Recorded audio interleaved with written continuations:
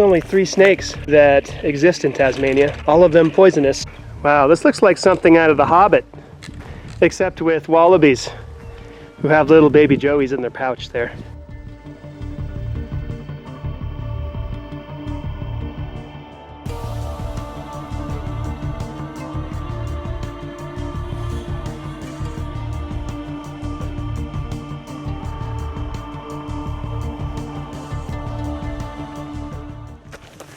Today's October 21st, 2018. We're headed into Walls of Jerusalem National Park here in Tasmania. There's a couple of different peaks that we will try for if we have time and if weather allows. We've got a couple of nights to basically do probably kind of like a base camp, and from there maybe get up to Mount Jerusalem, and then Solomon's Throne is the other one. That's cute how the sign has a little roof, huh? Yeah. This is what's called the Trapper's Hut. Maybe a couple kilometers up from the car park, with room for just a couple beds. One of them's pretty slanted, but it's just for emergencies really, with even a fireplace inside. So that's the aroma that dominates here. Oh, there he is. There's only 3 snakes that exist in Tasmania, all of them poisonous. And this one's bigger than I expected Tasmanian snakes to be. He's pretty well slithered away by now. Not known to be aggressive, any of the 3 snakes that exist here.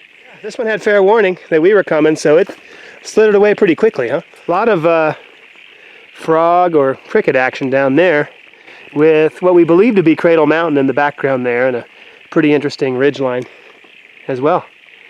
Now that we're getting up sort of towards the base, and it's starting to flatten out nicely. So now that we're closer, would you say that those are frogs or crickets or what? I'm not seeing frogs yet. So maybe it's some type of insect then.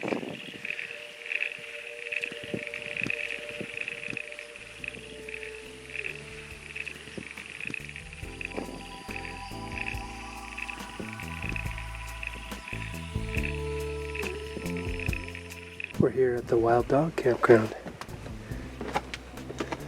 And it's quite a nice outhouse on offer here. Composting with no smell at all, actually. Looks like it's not meant for used toilet paper also. Best to pack that out. And the tent camping actually has platforms installed as well. So that's a very nice feature.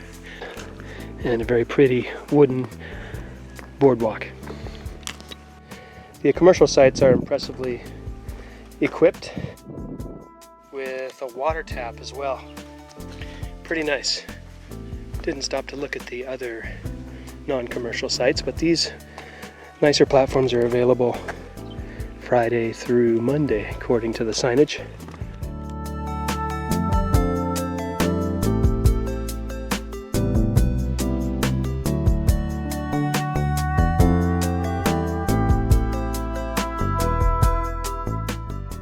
This one's got a joey, the one that's moving slowly here in the shade. Oh, there's a joey there too. Yeah, in front of the section. Oh, he has a naked head. He's just checking out. Wow. Nice. I never know.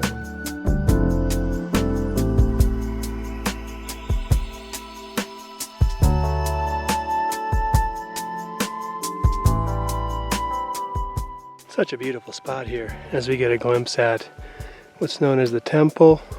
I understand it's a rather steep climb up to Solomon's Throne. So probably not for today, but maybe for tomorrow. We plan to have a base camp at Nixon's Kingdom hut there. Enjoy a full day to explore if the weather's right. We'll see. There was a chance of rain. We'll see how we go. Do you see the side trail to the temple off to the left? Oh yeah, here it is. That's more doable. But as for Solomon's throne up there, there's a big old clump of snow up top, so probably not safe at the moment.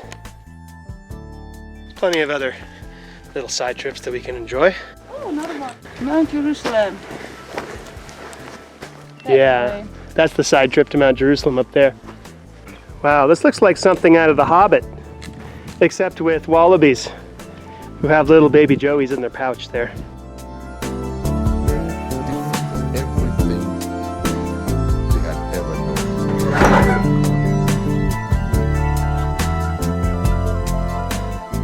Somebody left a water bottle there. Well, that's nice to know. There's some solid shelter.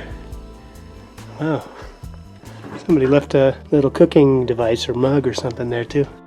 That's pretty adorable, this whole place. Or I can see it in the human shape. This place is just adorable. Well then. So you said the tenting was off in this direction, right? I think that's what the map indicates as well. Over in these trees. I'm gonna go scope out a tent site then over here. The weather's not always this nice in the walls of Jerusalem, so we're definitely feeling fortunate to be up here on such a gorgeous day in mid to late October. Today's October 22nd here at the Dixon's Kingdom campground and hut in the Jerusalem National Park. Did get chilly last night, almost down to freezing, but managed to stay warm enough to sleep for a while. I had been advised to actually keep my food bag inside the zipped up tent to guard against possums and other critters that are known to climb trees and apparently get into food hangs. So that's what I did. It felt strange after front country and back country camping quite a bit in bear country back in America. So I kind of reluctantly, kept the food inside. And sure enough, got a new hole in my tent this morning. So a little critter apparently came in, made an attempt to get my food bag, which is actually unscathed here, but rather heavy. It would have been an ambitious haul with the water and the stove that I'm keeping there. At one point, I even felt what I thought was the feet of a little critter on my feet, sort of like stepping over my sleeping bag. Kind of felt like a cat, the same weight as like a house cat. So yeah, that was startling, and I woke up and sort of rustled around. Maybe that was the moment at which a little critter had breached the tent wall, and if that's the case, it definitely made it out in time before I saw it. Anyway, I've got a patch job waiting for me at the next town stop, because definitely counting on this tent for the longer trip that we're undertaking next week. This morning, we're planning to get up to Mount Jerusalem, if the weather holds up, and may pursue some other side trips. We'll see how we go.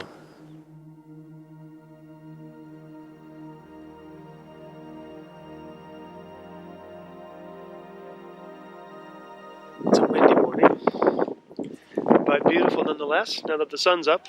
Hoping to get some nice weather this morning to make an ascent of Mount Jerusalem. It's windy enough we decided to enjoy our breakfast inside of the hut here. It was originally built by the folks who used to run cattle in the mid-1900s.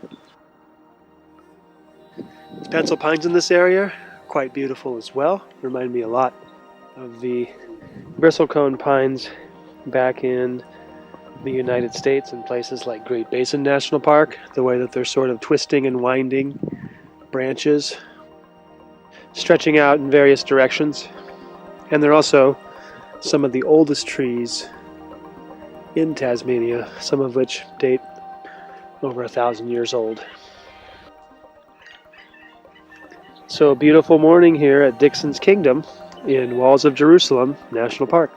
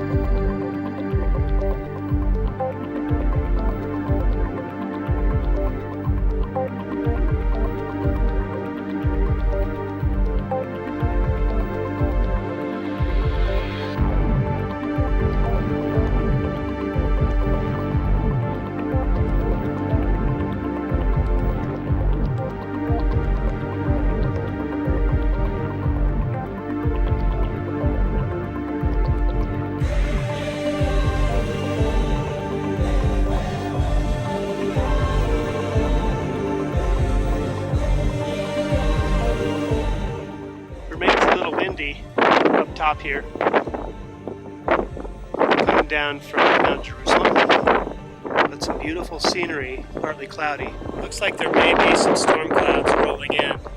We may decide to cut our trip a little bit short.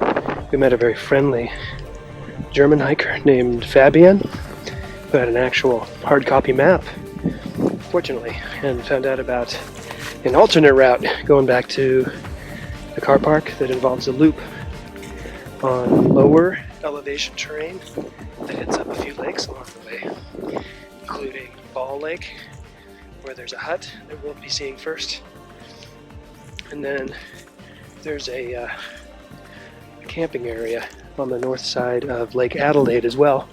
But first we have to find our route through this sort of somewhat swampy area below the Dixon Kingdom. We did find a little bit higher route in the woods to stay out of it though, so we'll see how we go on our way down to the Lake Ball Hut. We've reached the Ball Lake Hut here. You can see the extra little chimney off to the side there to keep smoke out of the main compartment. It's not being really used for fires these days, but it's been separated into a separate bed. It's kind of hard to see with the dark light, and there's room for, I'd say at least another 3 or 4 people here. It's in pretty good shape. Ceiling's a little bit leaky, but all in all, well equipped. Maybe the nicest hut that we've seen so far, all things considered, as far as the shape that it's in. Here by Ball Lake, had a little bit of fun finding water crossings, including this one. Yes. That wasn't so hard.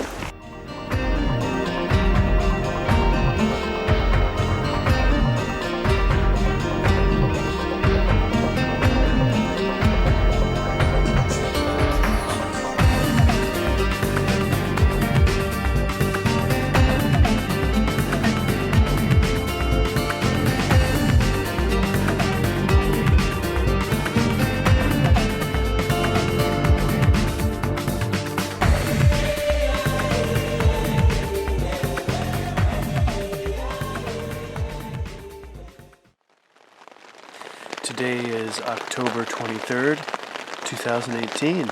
We ended up changing our plans and making for a bit longer trip, adding on a loop with a hike down to Lake Adelaide, past Ball Lake, and the hut there. The path down to Adelaide Lake is definitely less traveled, with a good portion of cross-country travel between the two huts. As you can probably hear, we've got some rain happening this morning, but not such a big deal, seeing as how we're hiking out back to the car anyway. I did manage to patch that hole in my tent, thanks to the repair kit in the sleeping pad that I'm carrying. So, once again, my false sense of security to the wilderness here was restored once I glued that hole back up. And after patching up the tent, I'm trying to store my food in the middle pouch near the ceiling to make for a much more difficult task for any wildlife that might want to get into it. And yeah, no wildlife cutting into my tent last night. Not sure this method will work for the bigger trip when I'll be carrying 7 days worth of food. I'll definitely be talking to some rangers about the best way to keep my food out of harm's way and not disturb the wildlife. Today we plan to hike back past the trapper's hut and on to the car park where we started, not including the side trip to Mount Jerusalem yesterday morning, but it's bound to be a soggy trail today, so we'll see how we go. What does the reindeer moss look like? Like this. Oh, really? You see you see why Yeah. they call it that? But that's that's in Dutch, you know. Getting one last look here at Lake Adelaide, having just left the campsite. It wasn't raining super hard, but certainly hard enough to moisten our tents before we packed up and are rolling out to the car park, which we think is about 6 kilometers away at this point. There'll be a couple of small lakes along the way. Coming up on our first little lake today. Trail's getting extra brushy through this section. It's reminding me a little bit of Vermont this morning. That southern portion of the Appalachian Trail in Vermont gets pretty soggy, and a lot of the trail has trouble draining, similar to that here in this stretch. Still beautiful though, even on a cloudy day.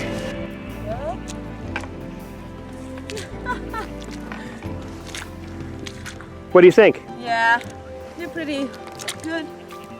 I'm not falling through, so. We haven't seen any wooden planks for a while. Yeah. Those ones look quite old too. Not like the newer boardwalks that go through walls of Jerusalem, the main section.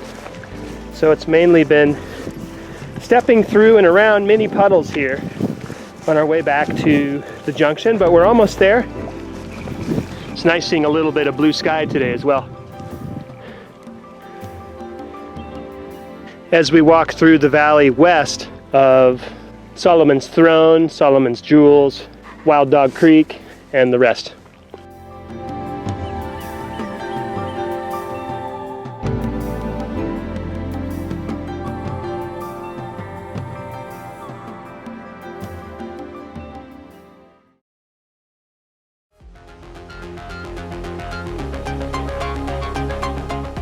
On the next Backpacker Diaries.